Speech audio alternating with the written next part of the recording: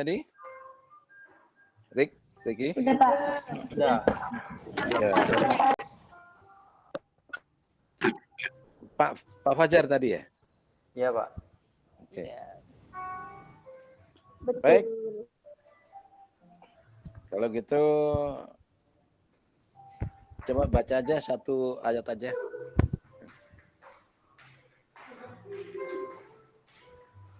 Siapa, Rik? Yang baca satu, Rik? Saya. Oke, silakan. Aneh.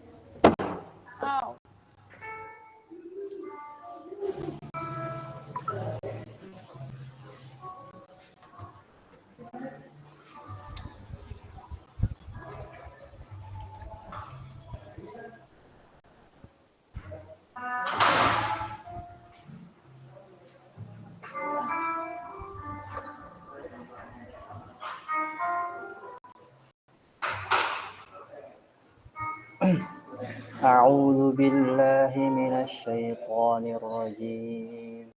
Bismillahirrahmanirrahim. يخادعون الله والذين آمنوا وما يخدعون إلا أنفسهم وما يشعرون. Mereka menipu Allah dan orang-orang yang beriman, padahal mereka hanyalah menipu diri sendiri tanpa mereka sadari. They think to deceive Allah and those who believe, but they deceive not exceed the self and perceive it not.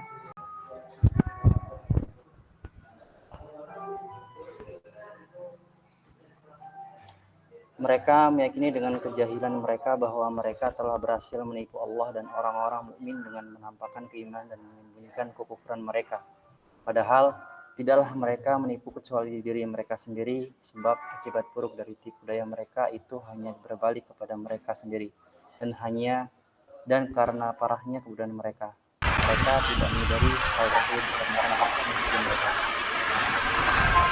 Shadaqallahul adzim. Air. Ricky Ardiansyah. Ayat berapa tadi, Ki? 9 ya? Iya, Pak, ayat 9. 9 ya. Ini kan merujuk di ayat sebelumnya ya, tentang orang-orang kafir yang seolah-olah menipu orang yang beriman dan Allah, padahal mereka sendiri yang menipu dirinya mereka sendiri. Udah sampaikan ya di pertemuan Baik, pertama makasih. bahwa tadi Satu minggu itu nggak bisa karena kita tadi komunikasi tidak langsung. bertemu. Siapa tahu ada yang mau dialami oleh teman-teman sekalian ketika dalam satu minggu,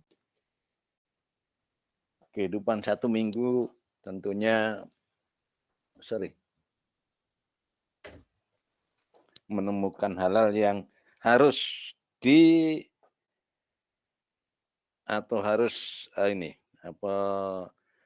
keputusan berkaitan dengan critical thinking.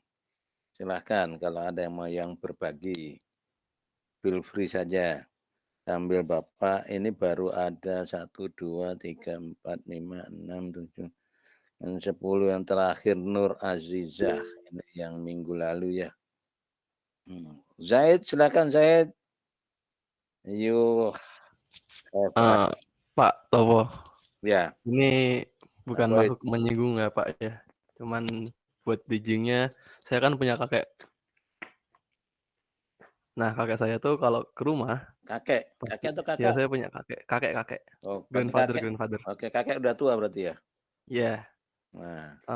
Kalau Pak Sutopo sendiri udah punya cucu belum, Pak? Udah ya. Nah, jadi kakek saya itu kalau ke rumah saya, kan tinggalnya di Cirebon kan. Kalau ke rumah saya itu pasti ngerjain sesuatu dalam artian ngebangun gitu. Entah nembok lah, entah ngecor lah. Pokoknya berkaitan dengan bangunan gitu. Oke. Nah, ya terlepas itu apakah beliau memang hobi atau gimana. Cuman saya pengen nanya ke Pak Sutopo. Sebenarnya kalau udah jadi kakek itu, hal yang paling diinginkan kakek dari seorang cucu itu apa sih, Pak? dari POV Pak Sutopo gitu. Ya saya kalau ajak ngobrol juga kadang nggak nyambung apa gimana gitu. Paling saya disuruh beli semen, suruh beli cat gitu. Maunya apa gitu yang sebenarnya mungkin kan dari POV kakek itu sebenarnya ada hal yang ingin disampaikan cuman nggak kesampaian gitu. Jadi saya pengennya lebih peka aja gitu. Bukan critical thinking, lebih ke critical feeling mungkin, Pak. Oke, baik. Makasih, Jahid. Dalam Al-Quran pun sudah dijelaskan juga ya tentang life cycle, ya, tentang siklus hidup ya. Ya, siklus hidup aja dari Ya, ketika Pak. Dari lahir, lahir sampai kita kembali anak, kuliah. remaja, dewasa, kemudian ya kalau kita gambarkan itu kan putarannya begini ya, saat gitu ya. Nah, jadi ya ini nggak bisa kita hindari. Tapi yang penting bagaimana kita merespon siklus kehidupan kita ini gitu ya. Nah, kakek pernah mengalami masa kecil, masa remaja, masa dewasa, dan kemudian decline. Yang namanya kakek itu udah mulai masuk ke apa itu? Fase decline lah gitu ya. Fase decline. Nah, biasanya kalau udah masuk ke fase-fase itu, dia itu pengen diakui keberadaannya, gitu ya. Pengen apa? Pengen apa itu? Pengen Ingin diakui diakui keberadaannya. keberadaannya, pengen dilihat, I'm still here, gitu ya. Saya masih di sini, gitu ya. Maka Ya. hobi, pengalaman, itulah yang membentuk karakter kakek ketika sudah decline-nya gitu ya. Jadi kalau dulu hobinya kakek itu bertani, biasanya dia usil aja gitu. Usil, ya di halaman itu pasti dia akan nanam apa aja gitu ya. Nah, gitu. Karena memang ya dunianya memang apa, arah berpikirnya itu sudah mulai kembali lagi ke arah yang dulu dia pernah lakukan lah gitu ya. Nah, bisa jadi kakek pengen mendapatkan perhatian melalui apa? Melalui kalau ke sana ya membangun apa? Membuat tembok atau apa gitu ya. Ya aja gitu ya. Iya, Pak. Ya. Keramik tembok saya diganti 2 kali, Pak. Ya karena memang perasaan kakek itu ini nggak cocok tuh dengan apa ya? Kalau warna begini nggak cocok, model begini nggak cocok begitu. Karena ya memang itu tadi. Jadi kembali lagi ke arah ketika kakek merasa memiliki power ya gitu ya. Memiliki power ya gitu ya. Nah, kalau model-model apa? Model-model kakek kayak Pak D gini ya karena memang suka olahraga ya senangnya olahraga gitu ya. Suka nanam-nanam tanaman walaupun nggak pernah tumbuh gitu ya. Ya. Jadi gitu. Jadi kita harus paham juga siklus itu, siklus pemahaman apa siklus hidup manusia itu kan dari kecil kembali lagi ke nanti ya, maka cara berpikir kakek juga berbeda nanti. Tiap tahun ini akan selalu berbeda ya gitu ya. Tadi pagi saya ketemu teman yang juga jadi kakek juga gitu ya. Dia bilang ternyata semakin umur kita bertambah, Cak, katanya gitu ya. Itu kita semakin banyak kehilangan katanya gitu. Banyak kehilangan ya gitu. Kehilangan apa? Kehilangan ya kan teman, kehilangan istri, kehilangan anak, kehilangan cucu dan seterusnya. Banyak kehilangannya gitu ya. Saya pikir-pikir ya juga ya gitu ya. Semakin tua ternyata bukan kita banyak menemukan tapi semakin banyak kehilangan ya gitu ya. Nah, nanti demikian juga dengan kakek, mohon maaf, kakeknya Zahid gitu ya. Jadi makin lama bagaimana cara ininya apa bagaimana cara Membahagiakan beliau. nah atau kita memahami lah gitu ya. Yeah. Kalau membahagiakannya susah gitu ya. Memahami lah gitu ya. Memahami beliau, ya diajak ngobrol aja, kakek dulu pengen hobinya ini ya kayak ya kan gitu ya. Nah, gitu. Nah, hobinya ini ya kayak hobinya apa? Oh ya emang dulu aku seorang arsitek ya kan begitu ya. Atau orang sipil yang suka membangun bangunan gitu. Ya kan memang siklusnya ke arah itu lagi gitu ya, ke arah situ kan. Jadi memahami, mengempati ya, mengempati kakek itu perlu dilakukan oleh Zaid dan keluarga. Nggak bisa kemudian larang, kayak jangan nembok dinding itu dong, lah kan begitu nggak bisa gitu ya. Dilarang Pak, dimodalin. Nah iya kan, ya kan. Atau kakek dikasih gambar untuk misalkan nanti kalau kakek kesini nanti kita kakek suruh bangunin aja gitu loh, bangun ruangan yang lain gitu loh, bukan yang sudah ada kemudian itu lagi ya gitu. Gitu aja kalau menurut saya sih ya gitu ya. Karena memang siklus cara berpikir manusia itu tidak bisa kita hindari, makin lama makin menurun ya, ketika sudah mencapai peak performanya dia akan menurun. Nah, ketika menurun inilah dibutuhkan trik-trik khusus ya gitu ya. Kalau Bapak karena kan Bapak masih tiap hari ketemu sama teman-teman yang ganteng-ganteng dan cantik-cantik yang soleh-soleh begini ya.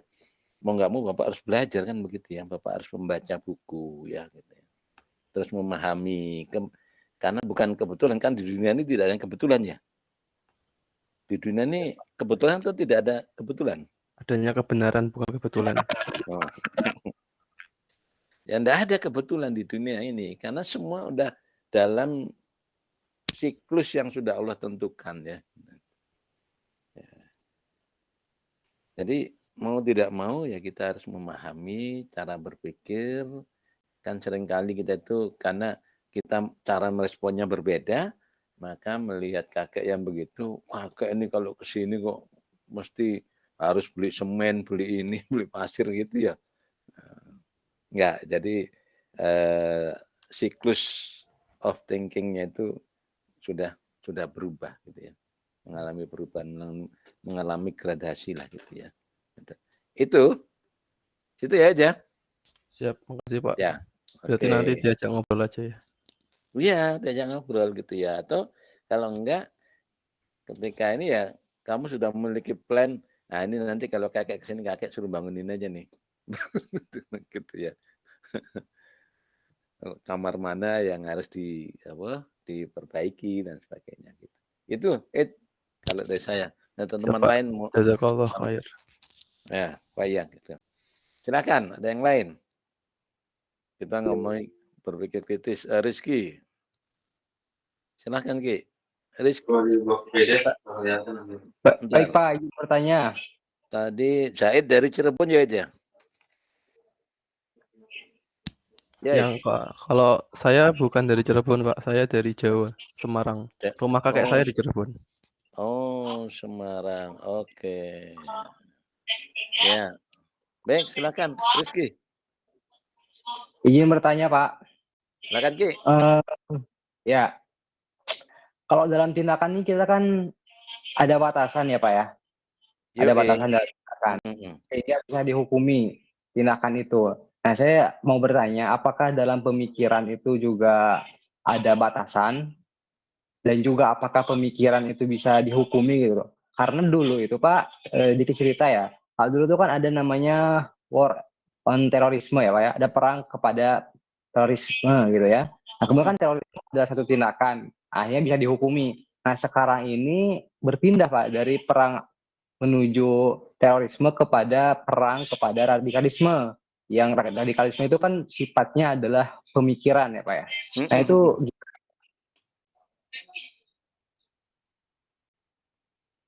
Kok putus Ki?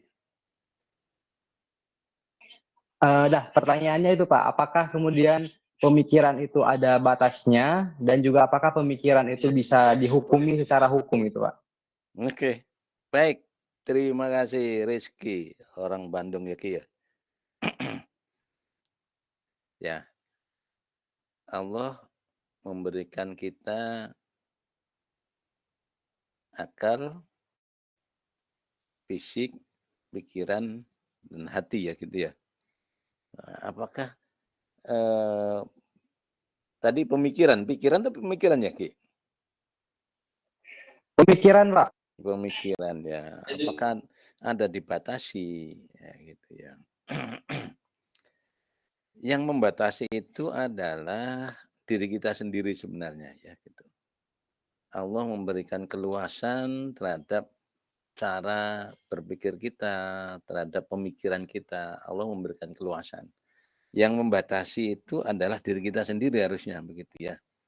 Yang membatasi itu adalah diri kita sendiri. Nah, bagaimana cara membatasinya? Nah, batasan-batasan itu sudah jelas ada dalam Al-Qur'an gitu loh ya. Ada dalam Al-Qur'an, sudah semua jelaskan di situ ya. Nah, yang terjadi sekarang ini adalah ghauzul fikr ya. Ya, perang pemikiran. Ya. Itu lebih galak, lebih ganas daripada perang terbuka pakai senjata ya. Ya. Kenapa? Karena perang pemikiran itu jangka panjang. Kalau sekarang teman-teman di brainwash, pemikirannya sudah mulai diaduk-aduk, nggak usah kenal Tuhan, ya kan, nggak ada gunanya sholat, ya gitu ya. Maka itu kan berdampaknya panjang itu. Seumur kehidupan kita gitu loh, kalau kita nggak membatasi ya gitu ya. Maka pentingnya kita membuat batasan-batasan terhadap pemikiran-pemikiran kita gitu yang membatasi kita Ki ya, bukan bukan apa, bukan orang lain, ya kita lah yang membatasi ya gitu ya. Ini kok ada informasi yang seperti ini, apa respon kita? Oh, ini nggak boleh. Ini dilarang oleh syariat agama. Ya sudah jangan dilakukan. Jangan ya gitu. Jadi pemikiran apalagi yang sekarang terjadi ya ghauzul fikr itu luar biasa ya gitu. Halus mainnya ya. Ya. Sangat-sangat halus gitu ya. Sangat-sangat halus. Dan kalau kita tidak bisa ya membatasi terhadap pemikiran kita, maka kita akan terhanyut di dalamnya karena sangat halus teman-teman sekalian ghauzul fikr itu ya. Jadi misalkan begini nih,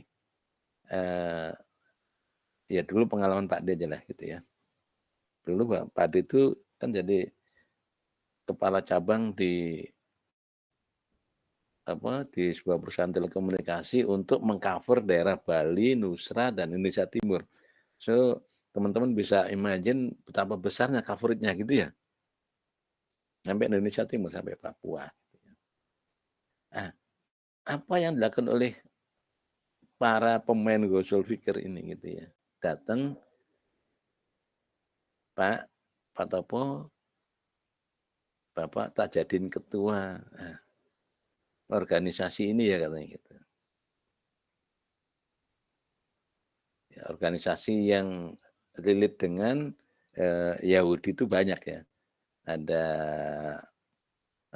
Lions Club, ada Freemasonry ya gitu-gitu ya. Itu ditawarin itu. Kenapa? Karena posisi waktu itu Bapak memiliki pengaruh ya gitu ya. Kalau saya mau, maka saya masuk kelompok itu. Kelompok namanya Lions Club gitu ya. Atau ini Lions Club terus ada Rotary ya, Rotary Club, hati-hati juga gitu ya teman-teman. Maka kalau Bapak nggak batasin, oke, aku terima deh gitu ya. Maka gerakan-gerakan yang maka saya akan masuk ke dalam sebuah perangkap yang saya sendiri akhirnya nggak bisa keluar dari perangkap itu, dari pemikiran itu ya. Gitu ya. Nah itu gerakan siapa? Ternyata itu adalah gerakan kaum Yahudi, kaum misionaris yang ada di Indonesia. Maka sekali lagi teman-teman ya, pemikiran sebenarnya dibebaskan oleh Allah.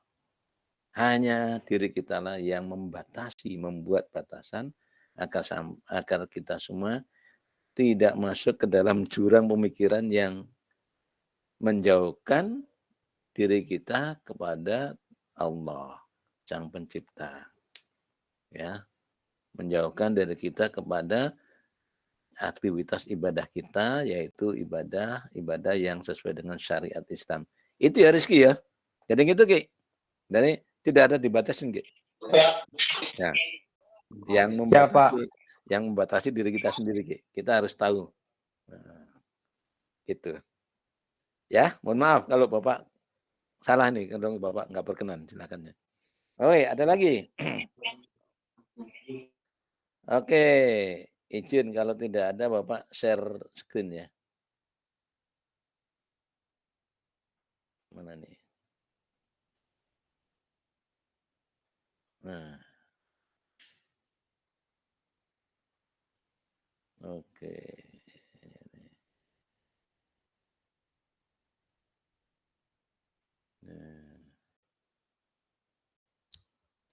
Oke, baik. Minggu lalu kita just sharing perkenalan gitu ya. Nah, ini kita coba masuk ke poin-poin yang seperti ini ya gitu.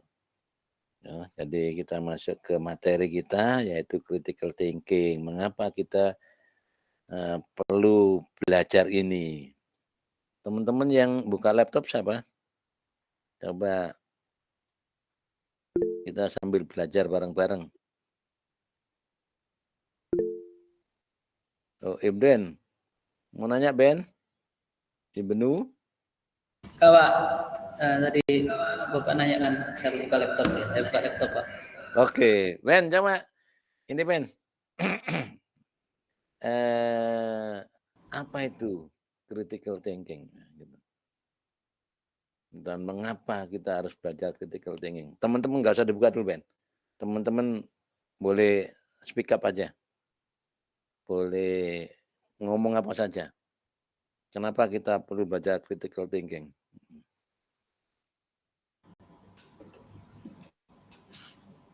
Aneh. Ayo. Bebas saja, silakan. Tak catetin ini.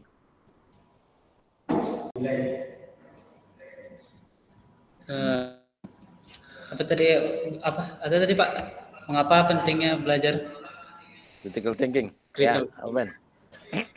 Agar kita itu bisa merespon sesuatu fakta dengan tepat, dengan mengetahui dengan kecerdasan pemikiran kita, dan itu akan melahirkan tindakan yang tepat pula. Mungkin itu Pak. Oke. Merespon dengan cepat, akurat, ya gitu ya. Dan tepat. Kalau cepat, akurat, nggak tepat, nggak bisa ya. Dan tepat ya. Oke. Baik teman-teman sekalian. Ini Ibnu mana? Ibnu ini masuk orang mana sih? Ibnu itu orang dari Serdang rupanya ya. Pengusaha maggot. Ben. Ya Pak. Pengusaha maggot. Ya. Makanya dia berpikir kritis ya. Betul Pak. Oke. Zaka. You want to say something? Silakan Zaka. Salah tekan Pak. Mohon maaf. Oh, salah tekan. Nah itu. Madotila. Madotila. Ya Pak. Ya. Izin menjawab. Ya. Panggilannya Tila atau Mardo. Silakan. Rida aja Pak, Rida. Rida. Silakan Dak. Oke. Tadi kan Bapak bertanya gitu ya, kenapa penting critical thinking ini? Kalau menurut Anda sendiri, di tengah kehidupan kita hari ini gitu ya, yang keberlimpahan informasi sangat luar biasa, jadi sangat sayang gitu ketika orang itu nggak bisa kritis dengan banyaknya informasi hari ini. Justru dengan pemikiran dia itu bisa kritis, dia bisa memilah berita yang bisa dia ambil dan juga membuang yang harusnya dia buang. Seperti itu. Akhirnya memunculkan dia lebih bijak mengambil informasi yang tepat. Mungkin sekian. Oke. Mantap kali Rida. Da, lu dari mana, Da? Kan sekalian perkenalan, minggu lalu belum Kota soalnya. Daeng, Pak. Apa? Kota Darling? Kota Daeng, Makassar. Oh, Kota Daeng, Makassar. Oke. Yes. Suaranya suara khas Sulawesi Selatan ya. Oke, itu jauh dari Makassar ya?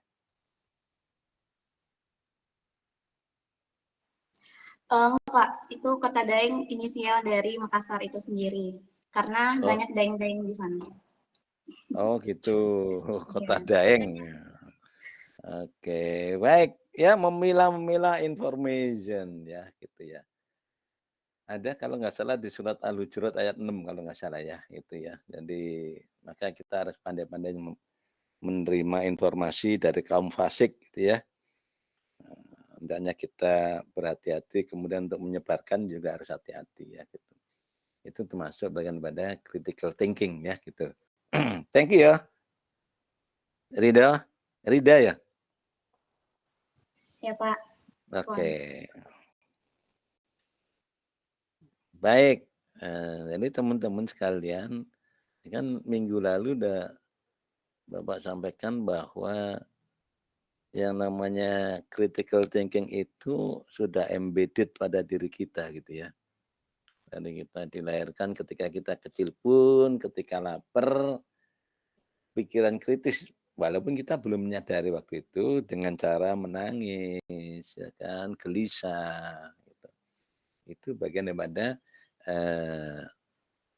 cara berpikir kritis ya gitu ya. Nah, ini bukunya teman-teman ya, nanti teman-teman bisa ambil buku, beli buku inilah gitu, bukan ambil ya gitu ya. Ini buku karya dari Prof. Safi Antonio tentang super leader, super manager. Ya, bagaimana Rasulullah itu menjadi seorang super leader, super manager, ya manusia super ya, itu ya, yang diciptakan Allah di muka bumi ini. Sampai sekarang Rasulullah namanya masih tetap lengket di manusia yang ada di dunia ini ya. Ada yang pro, ada yang kontra ya gitu, biasalah gitu ya. Nah, apa yang kita pelajari dari critical thinking adalah kemampuan berpikir kritis, kemudian bagaimana mendesain cara berpikir kita ya, design thinking, dan kemudian contoh yang paling nyata, uswah yang paling kita harus ikuti adalah Rasulullah SAW ya gitu ya. Laqad kana lakum fi Rasulillahi uswat hasanah gitu ya. Nah, ini dia teman-teman, kita masuk ke sini. Nah, teman-teman punya masa depan nggak? Punya. Ya. Ya, Pak. Punya ya? Punya. Nah, Akhirat. punya masa depan. Masa depan yang terbaik adalah ketika kita masuk surga ya gitu ya. Meninggalnya husnul khotimah. Amin. Bukan su'ul khotimah. Ah, teman-teman sekalian, ini survei-survei ya, beberapa literatur mengatakan yang seperti ini. Kebutuhan, keterampilan masa depan, untuk menggapai masa depan, ya, inilah skill-skill atau keterampilan-keterampilan yang dibutuhkan, yang kita harus punyai, ya, harus punyai. Ya, bagaimana caranya ya kita mesti harus belajar ya, gitu ya. Kita harus belajar. So, don't stop learning gitu ya. Ya.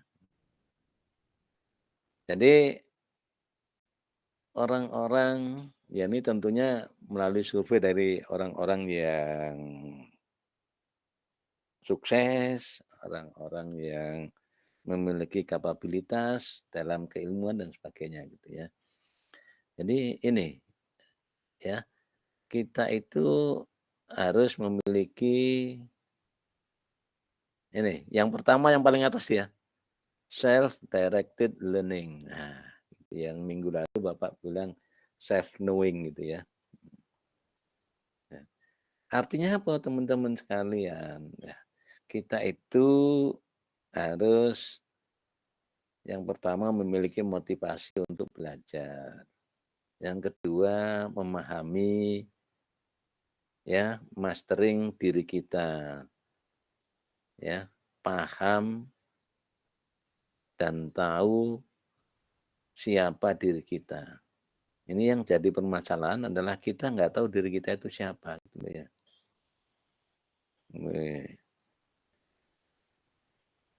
Bagaimana kekuatan kita, bagaimana kelebihan. Minggu lalu Bapak sudah sampaikan belum tentang bagaimana apa kekuatan teman-teman sekalian? Kayaknya waktu di Tazkiyah udah Bapak sampaikan ya? Udah, ya. Jadi dengan kita tahu diri kita, yang waktu di Sentul Bapak sampaikan, ya kan? Itu. Semua orang berpikir untuk merubah dunia. Tapi tidak pernah berpikir bagaimana merubah dirinya. So, kalau kita tidak merubah diri kita, bagaimana kita bisa merubah dunia? Yang dirinya sendiri aja nggak bisa dirubah, gitu ya. Nggak bisa merubah dirinya, gitu ya. Itu self-directed learning, gitu ya. Jadi ada kemampuan, ada kemauan untuk mengeksplorasi potensi yang ada pada diri kita. Termasuk di dalam yang namanya critical thinking, ya. Ya kan? Kita itu tadi Bapak sampaikan, kita itu memiliki kapabilitas yang diberikan oleh Allah untuk berpikir kritis, ya. Yang seringkali kita tidak pernah melakukan eksplorasi itu. Nah, tidak pernah melakukan eksplorasi. Seringkali kita menganggap sesuatu yang ada di depan kita adalah sesuatu kejadian yang biasa saja. That's our problem. Ya. Itu adalah problem kita. Karena kita menganggap seluruh aktivitas kita itu menjadi aktivitas rutin yang tidak memerlukan critical thinking. Betul nggak? Sholat. Berapa kali sehari? Wajib 5. Wajibnya 5. Yang sunahnya nggak terhitung ya. Gitu ya. Tapi kan apakah kita pernah berpikir? Nah, kalau orang berpikir kritis pasti akan bertanya, why I should sholat? Nah, gitu ya. Tapi kan kita menganggap sesuatu yang biasa. Ya baik. Ya. Coba Laura, coba. Ya enggak? Atau Ya, Tila. Pak. Kan kita menganggap sholat, udahlah ini sudah waktunya sholat, ini udah sholat gitu ya. Tapi pernahkah kita bertanya why gitu ya? Kalau orang berpikir kritis itu pertanyaannya adalah why? Why? Kenapa? Gitu ya. Ya. Kalau kita jalan ke masjid gitu tiba-tiba ada angin. Masya Allah, Allahu Akbar. Kenapa angin bisa dingin begini ya? Karena kita menganggap sesuatu yang biasa, ya memang ada yang lewat aja, anginnya kenceng aja, kenceng ya gitu ya. Tapi kalau kita berpikir kritis, pasti kita akan berpikir, mengapa kok angin itu bisa dingin? Nah kan begitu ya. Jadi itulah yang diajarkan oleh Islam. Nah, untuk selalu apa? Selalu mengingat bahwa di balik angin yang dingin itu ada yang menciptakan. Ya, di balik bunga yang warna-warni ada merah, ada hijau, ada kuning. Kan kita melihatnya sesuatu dengan dianggap sebuah kebiasaan. Betul nggak, Ben? Betul sekali, Pak. Ya, tapi kita nggak pernah berpikir itu. Kenapa bunga ada warna kuning, siapa yang mewarnai, ada warna merah, ada gitu. Jadi itulah pentingnya kita untuk mengeksplorasi kapabilitas atau kemampuan berpikir kritis kita di setiap saat, ya, setiap waktu, gitu ya. Jadi sekali lagi teman-teman, critical thinking itu sebuah kebutuhan untuk menggapai masa depan. Tapi dilandasi tadi ya, bahwa kita tetap berpegang pada tali Allah, ya. Itu. Kemudian creative thinking, ya ini bagian daripada critical thinking. Orang kalau udah critical thinkingnya kuat, biasanya langsung kreatif dia. Nah, biasanya langsung kreatif, ya. Kenapa saya sholat? Ya, nah, gitu. Kenapa saya sholat? Oh iya, karena memang saya ini diciptakan, ya, makhluk di dunia ini diciptakan untuk beribadah dan menyembah kepada Allah.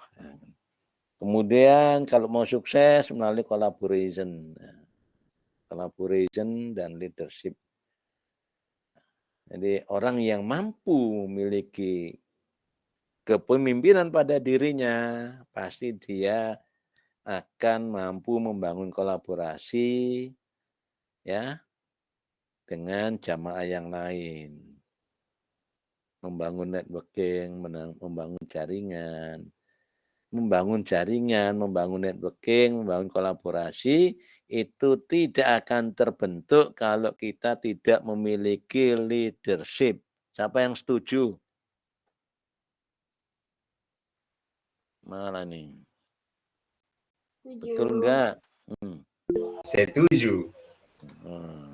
Setuju. Ya. Kalau kita tidak memiliki leadership, maka kita tidak akan ada inisiatif untuk membangun jaringan. Tidak ada inisiatif untuk membangun kolaborasi. If you want to be a success people, let's do silaturahim. Silaturahim itu kolaborasi enggak? Ya. Cuman bahasa Inggrisnya aja keren, kolaborasi. Padahal silaturahim itu dari agama kita udah 1400 tahun yang lalu gitu ya.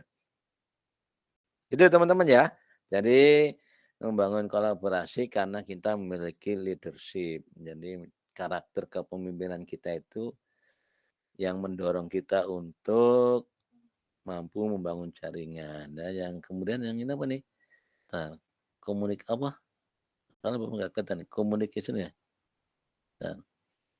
Communication in apalagi di masa sekarang teman-teman sekalian ya.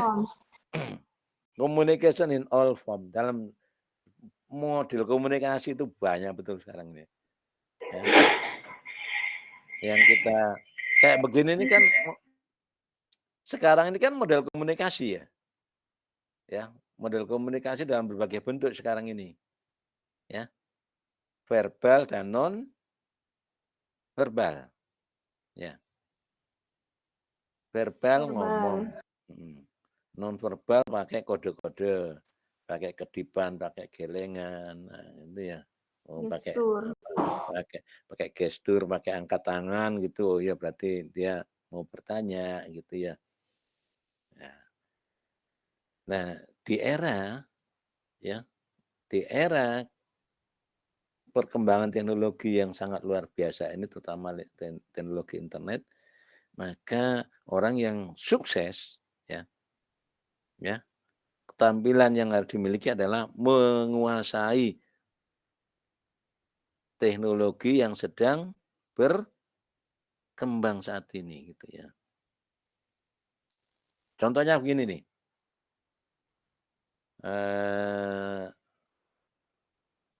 Tadi pagi ada ini seminar tentang storytelling ya gitu ya. ternyata bagaimana kita bisa menjadi seorang storyteller yang sukses. Satu kuncinya adalah memahami, mengerti tentang perkembangan teknologi yang terjadi pada saat ini. Storytelling bukan hanya sekedar ngomong-ngomong seperti ini, tapi bagaimana kita membuat konten yang menarik dan mampu menceritakan. Ya, kalau sekarang teman-teman berdakwah itu bukan sekedar melalui yang seperti Bapak sampaikan ini gitu ya, melalui apa ini, komunikasi, ngomong-ngomong ya gitu ya. Tapi kan teman-teman Laura bisa membuat konten yang berkaitan dengan ya kan kunci sukses ya. Ibnu bisa membuat bagaimana ini storytelling-nya tentang bisnis maggot. Nah, gitu. Jadi bukan kita ambil sisa-sisa makanan, kita kumpulkan, nanti kita kasih bibit, nah gitu. Tapi kalau itu boleh, itu namanya storytelling yang pakai media bahasa. Tapi kalau pakai aplikasi, pakai content creator, ya tinggal videoin aja kan ya gitu ya. Video ini ya, sampai jadi maggot dikeringkan, jadi makanan ikan dan seterusnya. Nah, itu storytelling yang sekarang ngetren itu adalah bagaimana kita mampu ya menceritakan kembali ya kunci-kunci sukses ya gitu. Dan Al-Qur'an itu adalah 100% tentang storytelling. Ya, betul nggak? Tentang cerita apa Al-Quran?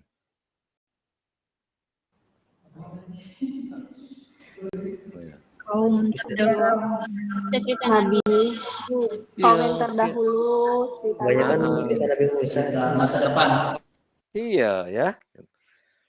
Jadi tentang cerita-cerita bagaimana perjuangan para nabi, para rasul menghadapi orang-orang seperti siapa nih?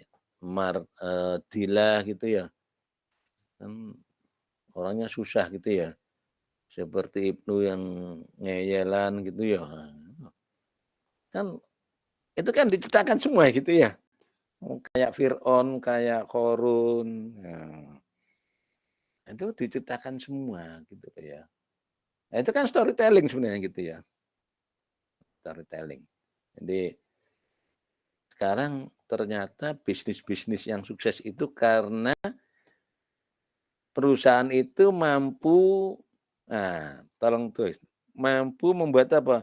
Para customer-nya itu membuat storytelling tentang produk yang dipakai. Nah, jadi kalau Khairisa Umami ini, Khairisa mau sukses bisnisnya, Riz, cari pelanggan yang dia kemudian suruh membuat narasi-narasi tentang produk Riza yang luar biasa. Bukan Riza ya. Kalau Riza itu namanya promosi. Yuk ayo dong beli produkku, produk luar biasa. Itu namanya promosi, ya, iklan gitu ya. Tapi kalau ya Mardotila ini, si Ridho ini beli produknya Riza, kemudian Ridho ini cerita tentang bagaimana produk Riza, itu yang keren. Nah, storytelling dari sebuah produk. Dan ternyata brand-brand yang sukses itu menggunakan storytelling, teman-teman sekalian. Nah, storytelling, gitu ya. Ada manis-manisnya. Siapa yang ngomong? Kayaknya ada manis-manisnya. Pak Topo. Karena Bapak sudah minum, ya saya itu. Ya kan? Sahamku banyak nih. Tapi nggak laku gitu. Ya gitu teman-teman ya. Jadi Storytelling itu nanti kalian begini aja nih contohnya nih bisnisnya si Iben nih, Magot. Nah, gimana Ben caranya membuat Magot lu itu laku keras Ben? Jawabannya. Ini case aja langsung. Gimana Ben? Endorse Pak, endorse. Nah, ini udah Magotnya udah ternyata semua orang jadi penasaran terhadap Magotnya Ibnu itu. Ya Ben, gimana caranya? Nah, ada gini Ben, yang pernah membeli Magotnya Ibnu, terus dia kasih makan ikan, ikannya jadi cepat besar, dagingnya banyak. Itu dia suruh buat konten. Pak, gimana Magotnya? Wah, hebat nih Mas Ibnu, Magot yang aku beli. Ya, ikanku jadi sehat, terus dagingnya, wah pokoknya empuk dan sebagainya itu bisa pakai diundang begini atau pakai konten-konten creator ya gitu. Maka orang akan rebutan ke tempatnya Ibnu untuk beli Magot. Nah, begitu ya Ben. Itu namanya USG. UGC sorry. U ya GC coba UGC coba apa namanya UGC. bahasa Inggrisnya bacanya gimana? UGC ya UGC coba dicek Ben apa UGC itu user generate content. Nah coba jelasin sekalian aja ini. Itu kalau mau sukses berbisnis itu ya. Selain FOMO ya. Selain orang-orang FOMO terhadap Magotnya itu. Kita sampai jam berapa ini? 21.45. Oke, ya ada. Apa Ben? UGC. UGC. Ya. Itu konten pemasaran yang dibuat komunitas. Ya, user generate content. Jadi Laura kalau pakai produknya Riza, Laura yang mempromosikan Riza, bukan Riza yang mempromosikan produknya, tapi Laura membuat konten. Nah, gua nih pakai produknya Riza luar biasa nih ya. Muka aku jadi glowing gitu ya. Kalau sampunya sampo dingin dan seterusnya nggak lepek ya gitu ya. Jadi itu yang kalau mau bisnis ya membuat orang FOMO ya. Nah, oke, kemudian entrepreneurship ya ini ya. Entrepreneurship. Nah, gitu. Jiwa kewirausahaan. Teman-teman diajarin kan ya di itu di Cinta Quran. Iya Pak. Iya Pak, diajarin. Makanya teman-teman langsung praktek. Ada yang buat Magot, ada yang Mart ya, ya. Iya Pak. CQ Mart ya gitu ya. Ada yang sales sabun Pak. Nah, sabun terus ada yang magang di resto di mana di sana Jakarta Utara itu siapa kemarin tuh? Jakarta Barat, Pak. Oh, Jakarta Barat. Ya, tanah sorry apa? Tanah apa? Tan sorry apa? Ya, di itu ya. Ya kan? Nanti diajarin teman-teman entrepreneurship. Karena apa? Sekarang udah para sambil jalan apa sih karakter daripada para entrepreneur itu? Apa karakternya? Pasti udah diajarin. Berani. Berani, ya. Terus apa meneh? Entrepreneur. Memulai. Berani memulai. Berani, terus memulai, terus sekarang gitu ya? Pantang menyerah, Pak. Pantang menyerah. Oke. Never give up. Mencari peluang. Kreatif. Apalagi? Kreatif, Pak. Visioner. Tidak asal meniru, Pak. Tam. Apa? Apa, Van? Kreatif. Lu kayak kagak ada lagi aja selain kreatif nih. Banyak, Pak.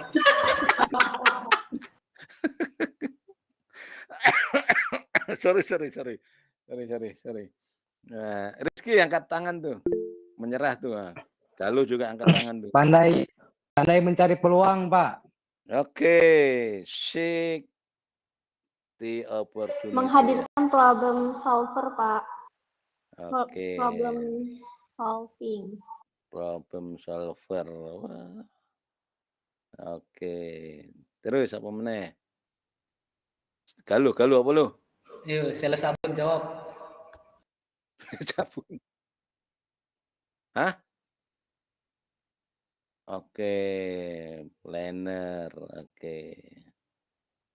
Rencana yang matang. Terus apa meneh? Oke. Langsung Afan langsung nggak berani ngomong lagi nih, disekat nih. Iya, Van. Masih berani, Pak. Masih berani. Sorry, Van, sampai batu-batu. Kalau nggak gini, pandangan ngantuk semua nih, Van. Begitu Afan dikerjai langsung banyak yang ketawa, berarti banyak yang setuju kan gitu kan ya. Apalagi ya. Nah ini teman-teman ya sekalian ya, ini harusnya kita itu memiliki ini itu, yang memiliki karakter wirausahawan yang sukses itu ya dimanapun berada gitu loh teman-teman ya.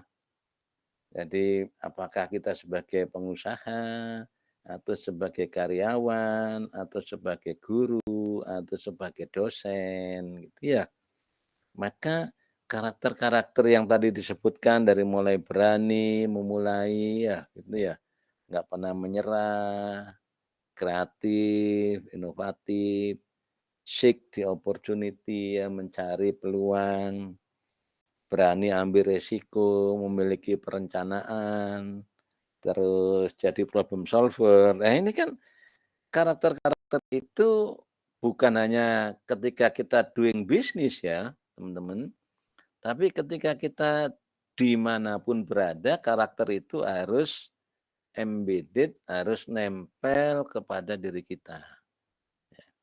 Sebagai karyawan coba, ini contohnya sebagai karyawannya. Karyawan itu kan satu perusahaan misalkan ada 500 orang lah gitu ya. Satu perusahaan ada 500 orang. Maka ketika ada posisi di atas yang membutuhkan, oke, Gil, silakan Gil, nanti absen. Ya. Kan tidak 500 orang menempati posisi itu, maka orang-orang yang memiliki karakter kewirausahaan itulah yang bakal menempati itu semua, ya. Jadi bersaing untuk mendapatkan posisi di atas itu kalau kita tidak memiliki karakter kewirausahaan nggak bisa. Itu aja contoh suksesnya ya gitu ya. Afan misalkan mau diangkat jadi manajer CQ Mart gitu ya. Ya, Pak. Ya, walaupun sekarang udah kali si Sultan malah ketawa gimana Sultan ya. Jadi dia punya toko Madura, Pak. Wah, 25 jam ya. Ya, Pak. Setengah hari kiamat, Pak. Ya, diangkat jadi manajer, maka pimpinan yang akan mengangkat itu pasti melihat karakter-karakter Afan yang sini, Pak. Ya, yang tadi itu. Apakah benar Afan itu bisa menjadi problem solver? Apa betul Afan itu memiliki karakter kreatif inovatif? Ya kan nggak gampang menyerah, walaupun suruh tutup Dilarang buka 24 jam, malah buka 25 jam gitu ya. Ya kan? Nah, itu namanya kreatif ya, inovatif. Dilarang buka 24 jam, dibuka 25 jam, kan beda ya. Beda sama yang lain, Pak. Nah, iya ya gitu ya. Jadi harus punya differentiation katanya gitu ya. Jadi teman-teman sekalian, entrepreneur itu bukan sekedar kita doing business, tapi bagaimana kita menjalankan kehidupan ini ya, dimanapun berada, karakter itu harus nempel, harus berada pada diri kita ya gitu ya. Kemudian sosial dan emosional aptitude. Jadi kemampuan, ternyata teman-teman, sukses ya, seseorang yang sukses di masa datang itu memiliki kemampuan sosial dan emosional ya, intelijen. Jadi kemampuan sosial dan kemampuan emosional. Nah, kecerdasan ya, kecerdasan emosional dan sosial. Karena kembali lagi sebenarnya makhluk ya, makhluk kita itu masuk makhluk yang makhluk sosialnya. Jadi orang pintar, IPK-nya 4, ya kan, ahli riset, ya pintar memang.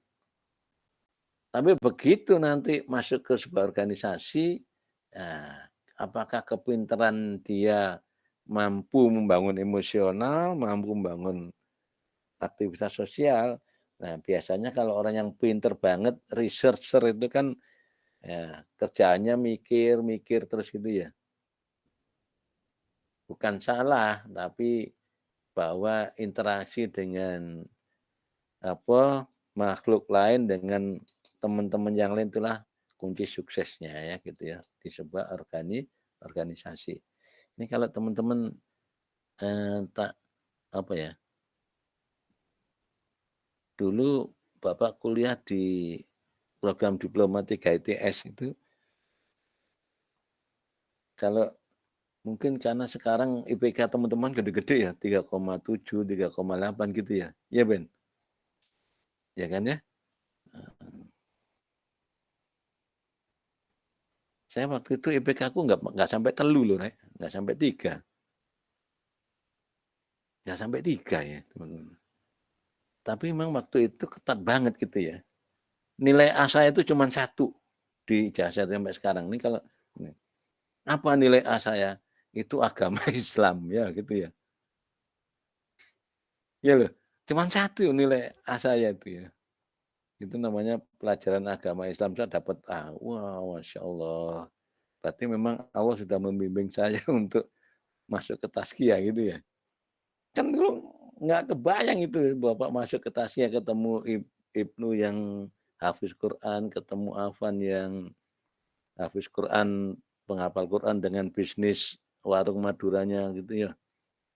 Nah, terus Galuh ya, dan seterusnya gitu ya. Jadi ternyata di dalam organisasi yang penting tadi itu ya teman-teman sekalian ya. Jadi ini ya. Nah, ini apa namanya?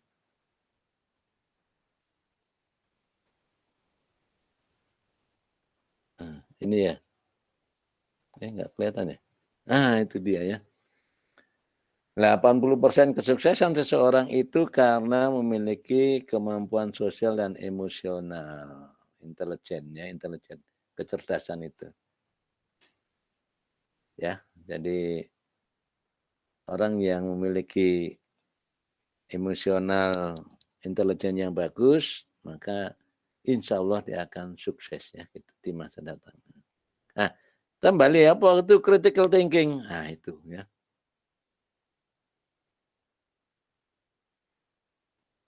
Ada masalah? Berpikir kritis, membangun kemampuan berpikir kritisnya, nah,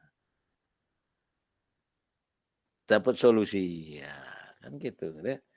Tadi kata Mark kata Ridho tadi ya.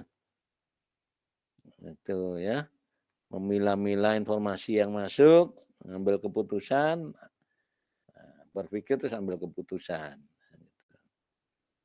Kalau Ibnu tadi bilang ini merespon dengan cepat, akurat dan tepat, sehingga menjadi problem solver ya. Ya itu aja sebenarnya. Nah, yang jadi masalah itu adalah bagaimana teman-teman belajar, pertanyaannya gitu ya, untuk menjadi orang-orang yang memiliki kemampuan berpikir kritis. Coba bagaimana caranya, Ben, yang pegang laptop?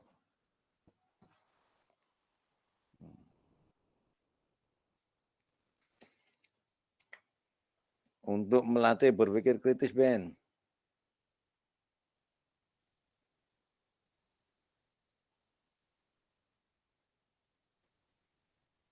Halo? Mana nih? Putus ya?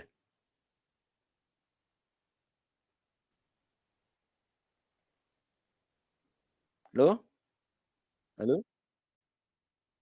Ya. Pertanyaan.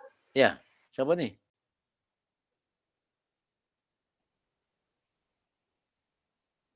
Off cam, lowbat ya, silakan Rizky. Nah. Ini teman-teman, Bapak lagi baca buku ini teman-teman. Kelihatan nggak? Nah, kelihatan ya?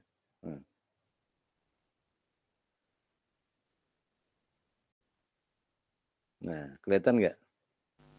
Toyota W1. Toyota. Enggak Toyota. kuat, Pak. Toyota, Pak. Toyota mobil. Iya. Mobil. Giveaway, Pak. Bukunya, Pak. Ayo. Bikin kuis. Ayo bikin kuis. Mana? Apanya yang mana, Pak? Tadi. Nah, di dalam buku ini teman-teman sekalian, Toyota itu kenapa menjadi perusahaan yang besar ya, dari awalnya cuman perusahaan tenun ya, gitu ya. Itu dia memiliki tadi tadi ada yang bilang planner, gitu ya. Jadi dia bilang di sini di chapter 12 itu dia bilang berencana besar, bertindak kecil. Nah, tadi kata siapa tadi ada yang berani ya memulai saat ini. Jadi hal-hal yang kecil itu bisa menghasilkan hal-hal yang besar ya gitu ya. Jadi ukuran kesuksesan itu bukan tiba-tiba langsung besar, tapi bagaimana kita mampu mengumpulkan riset proses yang kecil-kecil sampai kemudian menjadi besar. Itu yang dilakukan oleh Toyota ya gitu ya. Itu kan berpikir kritis ya gitu ya teman-teman sekalian. Sambil membaca buku-buku ini Bapak ya emang seneng aja baca gitu ya. Nanti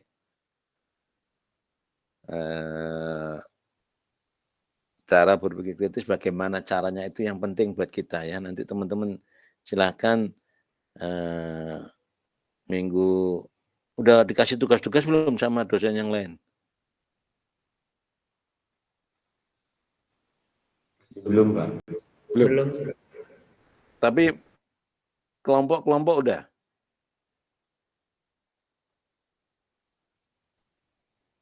Udah, Pak. Udah.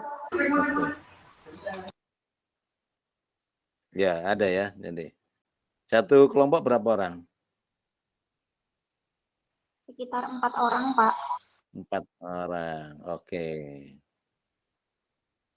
Nanti teman-teman yang kelompok Bapak cuman minta tolong kelompok 2 sama kelompok 7 ya? Ada kelompok 7 enggak?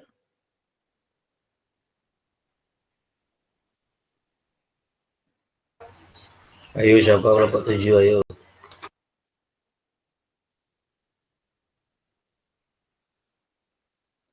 Atau kelompok 2 sama kelompok 3 aja ya? Nah, minggu depan untuk share kepada kita semua, ya, itu tugasnya ya gitu ya. itu adalah bagaimana membangun, ya, atau mengembangkan karakter critical thinking. Nah, gitu. Kita bisa belajar nanti situ ya. Itu ya tugasnya ya. Nanti bagaimana kita membangun karakter critical thinking. Nah, apa manfaatnya teman-teman sekalian? Ya, banyak sekali lah gitu ya. Jadi kalau kita ada memiliki kemampuan critical thinking, ya kita akan tadi sukses ke depannya. Terus pengambilan keputusan yang tepat, akurat, ya, cepat gitu ya. Kemampuan problem solving, ya teman-teman sekalian memiliki itu semuanya, creativity, curiosity ya, kepekaan. Jadi orang yang memiliki karakter berpikir kritis, maka dia memiliki kepekaan. Maka tadi Bapak sampaikan, jadi sholat, melihat bunga, nah itu jadikanlah sebuah media, cara untuk kita berpikir kritis dengan bertanya why. Why? Bunga berwarna kuning. Why? Bunga berwarna merah. Why? Angin kok rasanya sejuk. Nah, kan begitu. Why? Hujan turun. Kalau kita sering bertanya why gitu, kita akan terbiasa untuk berpikir kritis ya. Oke. Siapa itu? Agil. Apa Gil? Mau off Gil? Kepencet Pak, maaf lagi di KRL. Oh, Masya Allah. KRL ke arah mana nih?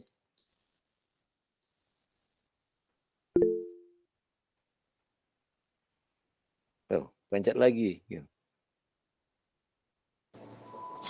Balik ke Bintaro Pak, tadi ada urusan ke Jakarta. Masya Allah. Oke, di CL ya, komuter ya, komuter lain ya. Hati-hati Gil. Ya. Karena ada pernah kejadian Bintaro itu. Nah. Oke, baik teman-teman sekalian. Jadi manfaat kita memiliki kemampuan berpikir kritis. Ya. Tadi ya, pengambilan keputusan yang tepat, cepat, akurat. Kemudian problem solver, creativity, curiosity ya, kepekaan terhadap lingkungan. Nah, artinya berpikir kritis itu bisa kita develop ya, bisa kita kembangkan. Nah, bagaimana kita mampu berpikir kritis kalau kita itu mampu ini ya, memahami hal-hal yang prinsip, nah gitu ya. Hal-hal yang prinsip dari sebuah kondisi, dari sebuah permasalahan. Ini tahu kan ini siapa nih?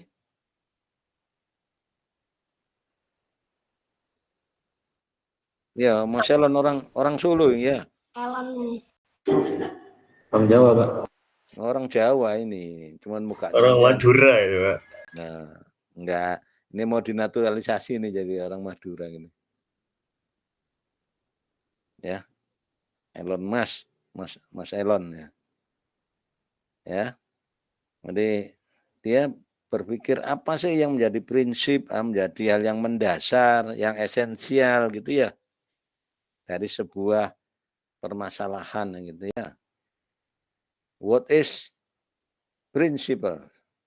Adalah sebuah kerangka cara berpikir, ya, dengan cara menggali sesuatu hal sampai ke esensi ya, prinsip dasarnya. Jadi kan seringkali kita itu, ya tadi Bapak sampaikan ya teman-teman sekalian, Kenapa sih kembang itu kok warnanya kuning, kembang itu warnanya merah, ungu, kok bisa gitu loh ya. Ya gitu kan berpikir cara sampai dasarnya apa ya gitu ya. Kenapa kayak gitu ya. Apakah di dalam pohon itu ada yang mewarnai? Ya, gitu ya. Ini salah satu contoh dia berpikir ya, Mas Elon ini. Asumsi kita kan roket itu mahal gitu ya. Roket itu kan mahal ya gitu ya.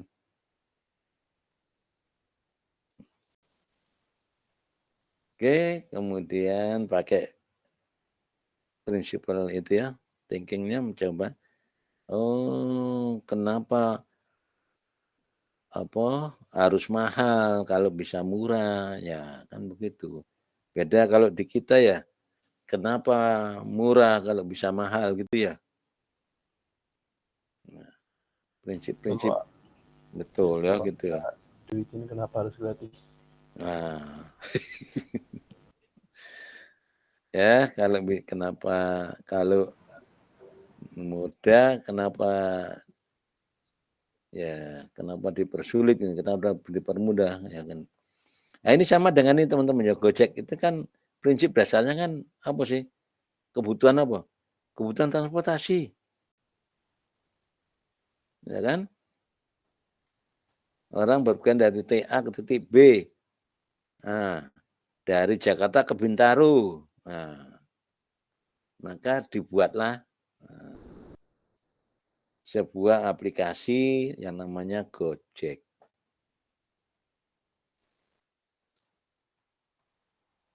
Prinsip dasarnya dulu yang penting, teman-teman. Prinsip dasarnya baru kemudian kita membuat alternatif solusinya, menemukan itu. Ya kan? Bisnis kuliner. Apa sih core benefitnya itu? Kalau Bapak bilang core benefitnya, nanti kita ngomong tentang itu ya, value ya. Apa sih bisnis kuliner itu? Ya membuat orang kenyang. Ya kan? Maka dibuatlah resto-resto yang harganya terjangkau membuat orang kenyang.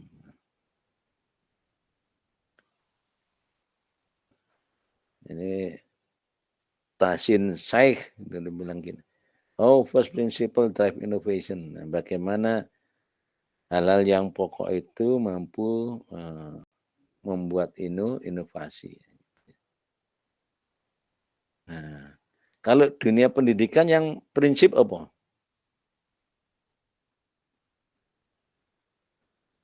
Prinsip dasarnya apa sebuah pendidikan, sebuah institusi pendidikan.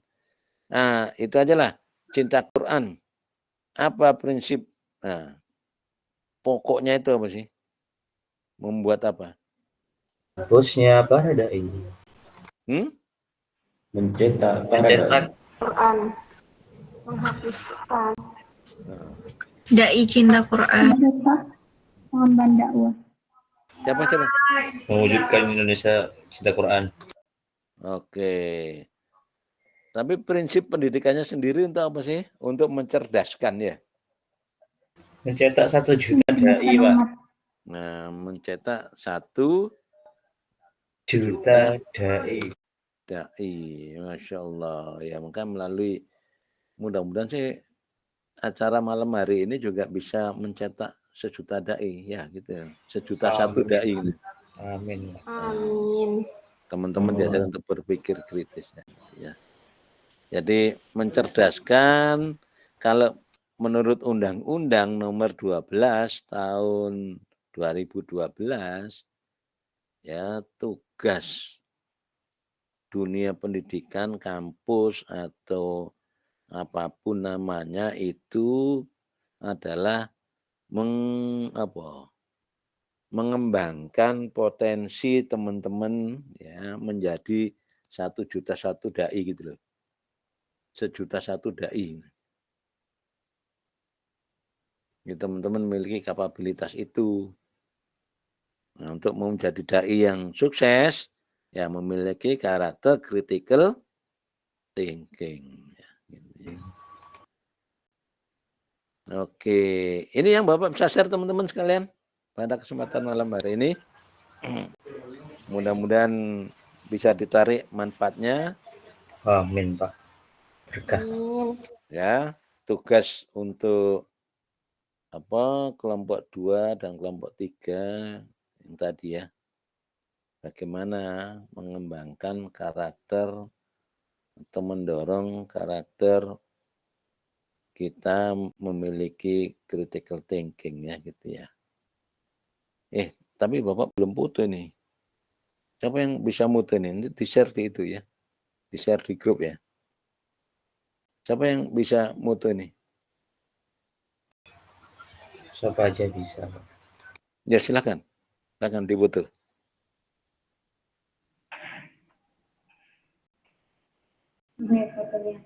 Siapa? Baik, yang foto. Bisa, Siapa, Mas? Siapa yang mau foto nih?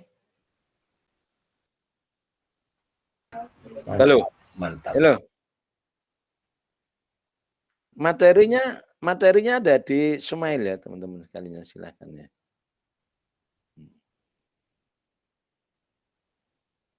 Ya di Smile ya. Udah, screenshot udah.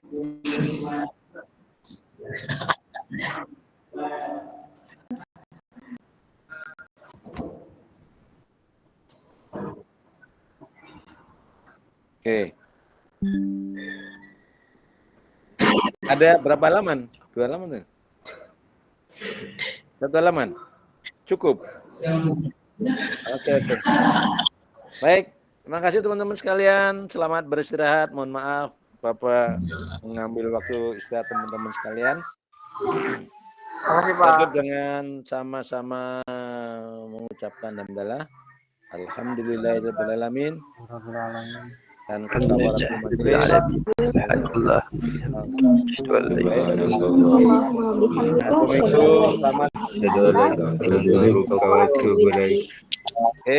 Selamat istirahat. Jangan lupa berdoa sebelum tidur. Bismika Allahumma ahya. Bismika. Baik ya. Terima kasih semuanya, tetap semangat. Iben angkat.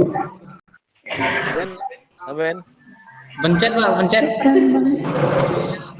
Oke, baik. Terus kau. Kita tutup dengan Assalamualaikum warahmatullahi wabarakatuh. Waalaikumsalam warahmatullahi wabarakatuh. Jazakumullah khairan katsiran Ustaz.